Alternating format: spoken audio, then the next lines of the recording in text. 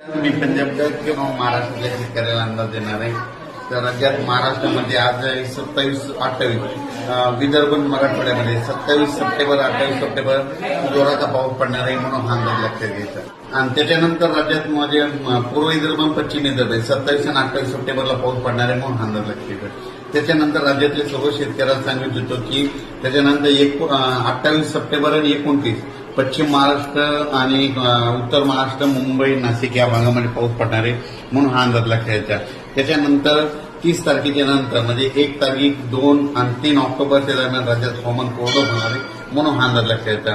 आणि 4 तारखेच्या नंतर परत राज्यामध्ये 4, 5, 6च्या दरम्यान परत राज्यामध्ये 4 ऑक्टोबर नंतर महाराष्ट्रात पावसाला सुरुवात होणार आहे म्हणून हा अंदाज लक्षात घ्यायचा. म्हणजे सांगायचं झालं तर आणखीन म्हणजे 29-30 तारखेपर्यंत राज्यात 2 दिवस म्हणजे 27-28 पूर्व विदर्भ पश्चिम विदर्भ मराठवाड्यात पावसाचा मुक्काम आहे. त्याच्यानंतर 28-29 पश्चिम महाराष्ट्र उत्तर महाराष्ट्र मुंबई पुणे नाशिककडे मुक्काम आहे.